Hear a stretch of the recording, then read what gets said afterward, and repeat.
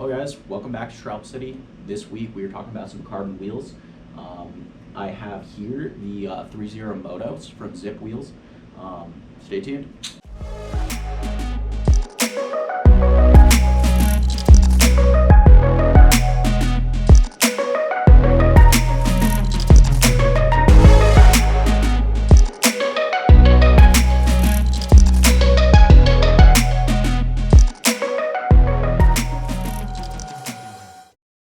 Alrighty, so the 3.0 Moto wheels from Zipp.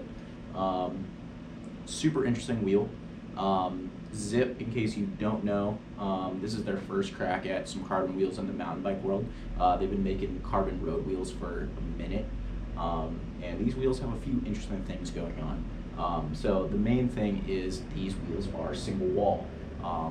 Conventional carbon wheels, your spoke is going to come into the rim, where it interfaces with the nipple, and then there's going to be kind of a gap, and then there's going to be a second wall, and then against that second wall is where your rim tape and then your tire beads up against that second wall.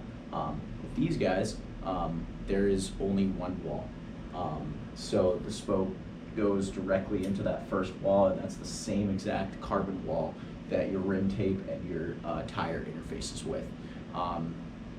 Conventionally, most double wall carbon rims have done that for durability and stiffness. Out in the dirt bike world, their wheels are single wall. So Zipp is kind of taking a crack at it, doing something pretty different, and it's pretty interesting. So to start out with, how do these wheels ride? These wheels ride pretty good. So the first thing I noticed as soon as I put these wheels on is that as soon as I put power down on the pedals, these wheels responded really well. It all of a sudden made my bike feel a lot more precise and more lively, which was super awesome right off the get-go. Something interesting that these wheels do is they claim that they're a pretty compliant carbon wheel, meaning that they're compliant where you want it and stiff where you need it. So pretty interesting. The first bit of that is they have what's called ankle compliance. So similar to how your ankle kind of rotates if you're walking on an incline, your ankle is slightly angled. These wheels do that as well. The main place I noticed this was kind of in off-camber type sections of trail. I felt that I could feel the wheel flexing slightly, kind of molding itself to the trail a little bit. It's very subtle. Keep that in mind. If your wheel is flexing a whole ton in order to achieve that, it's kind of going to have some drawbacks in other areas. It's not going to feel as stiff in corners. It's not going to hold a line as well. So you really don't want conventionally too much flex in a carbon wheel.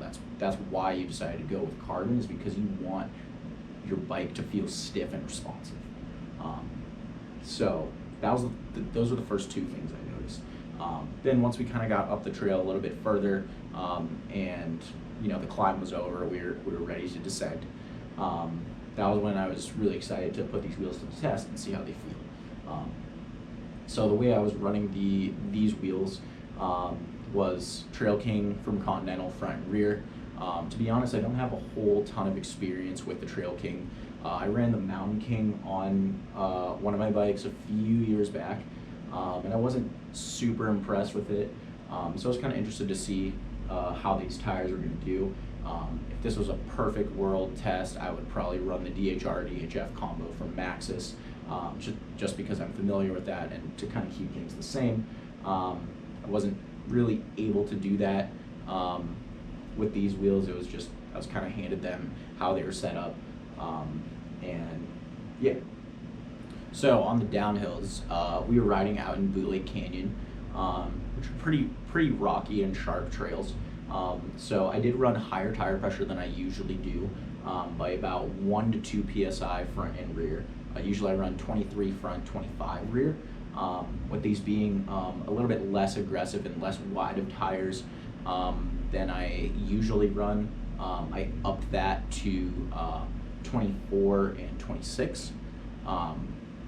And something interesting about tire pressure with these wheels is they have this thing called the tire whiz on them, which is basically a digital tire gauge that integrates with your valve stem.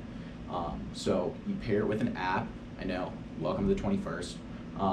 Pair it with an app, and it gives you your tire pressure down to the 10th of a PSI, which is pretty interesting. You can kind of tune front and rear from there. You can also set a range within the app, and then the light will blink red if you're outside of that range, or it'll be green if you're within that range. Might be kind of nifty. I'm usually not one to get crazy about technology and technological advances, especially in the digital realm, on bikes at least. And so yeah, it's kind of interesting. I think it's a little bit gimmicky, to be honest. You can pick up a tire pressure gauge for 20 to 40 bucks, digital as well, and just check that before rides. But it is kind of cool to have that integrated. So let's get into descending on this bike. So descending, I definitely noticed that smashing through rocks and turns in a straight line, these carbon wheels were not as harsh as some other carbon wheels that I've ridden. They didn't feel skittery and kind of loose like some of those stiffer carbon wheels can feel if you're not riding them really aggressively. I think that these wheels corner really, really well, even though they are considered to be a compliant carbon wheel. As soon as you get it into a corner, I felt no flex whatsoever in cornering. I felt like power into the corner came directly out of the corner. So it gives your bike a really nice, precise feel in the cornering realm. In a straight line, especially over rough stuff, I felt I was able to stay on my line pretty well, like you would expect with a carbon wheel, which was nice. I didn't feel any discernible flex, side to side, so laterally, while just charging through rougher stuff. Where I believe I did feel a bit of flex was just in those off-camber sections. In most cases, those were slower speed sections, where I may have been more concentrating on what the wheel is doing and see how it's going to react, rather than just focusing on the trail like I was, like you usually are at higher speed sections. So, you know what they say, placebo's a hell of a drug. And because I read about these wheels before hopping on them, knowing that they had that ankle compliance, there may have been a bit in my head where, oh yeah, I can feel it. It's subtle. It's subtle. I don't know if I can definitively say yes, the ankle compliance changed the game for me. But overall, I can tell you for a fact these are going to be a more compliant carbon wheel overall. Why is that good? Well, that's good because the super stiff carbon wheels are great if you're just charging super hard and need a super durable wheel and a super stiff wheel to push off of all the time. Not all of us are charging our bikes all the time. And I think this is a really great carbon wheel alternative to some of those stiffer wheels. They offer that precise feel and handling that you come to expect in a carbon wheel, but they don't beat you to hell like some of those stiffer carbon wheels. They're all around been pretty good wheels. I think the type of rider these wheels are designed for is not the type of rider that is charging hard all the time. Riders that are charging hard all the time are going to be looking for supreme stiffness across the board out of their wheel. I don't think this wheel is that. With that said, I think smaller riders are going to love these wheels because they have less weight that they're pushing into wheels through corners or over rough stuff. I think that compliance would be really beneficial to, especially to lighter riders. I am also not a lighter rider. I'm about 200 pounds, but I'm also not the most aggressive rider. I'm kind of middle of the road. And I thought these wheels were decent for me. I think that I would probably benefit from a little bit stiffer of a wheel all around, just because, you know, when charging on these wheels, it didn't feel like quite as snappy and responsive as some of the other carbon offerings.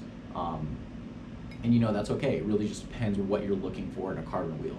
I can also say that if you've been riding aluminum wheels your entire life, and are looking to try out some carbon wheels, these would be a very, very easy transition, because they are kind of compliant. Well, they're marketed as a compliant wheel. They're going to feel a little bit more similar to aluminum, but the feeling of, you know, retaining speed in a corner, and that pedaling power to the wheels stiffness that is known to be present in carbon wheels is going to be a really nice addition. So I think they're a really good wheel for that type of rider. But across the board, I think they're a solid choice. Would I buy these wheels? We got to talk about price. So these are breaking that $2,000 price point, depending on, you know, what options. The thing about this wheel set is when you buy it as a complete pre-built, it's going to come with the tire whiz front and rear, which is a nice feature. I don't see myself ever paying for that out of pocket. If it comes on it, cool, but I wouldn't necessarily add that to my bike. So I think there is some of your money within that, you know, holistic wheel set price is being wasted there. Also, this hub is a Zipp branded hub, and it has 6.9 degrees of engagement, which used to be really good engagement. I think there's, for that $2,000 or more price point, there's a lot better hub options out there, and I think if you're spending over $2,000 on a wheel set, you really need to be getting an ultra high engagement hub. And you know, 6.9 degrees of engagement it's not terrible.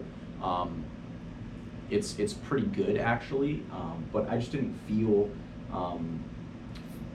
like a huge advantage with that, you know, higher engagement. Like you want all or none. That's my opinion, obviously. But you know, if you're spending that type of cash on a carbon wheel, you want some really high engagement hubs to go along with it. It just makes sense. So yeah, I think as far as the holistic package, bang for buck, I think there's better deals out there. With that said, it's a great type of wheel for a rider looking for a more compliant carbon wheel that's not going to beat you up all the time. So yeah, thanks for watching this week. Really appreciate all the support. Got new videos every Friday, and yeah, stay frosty.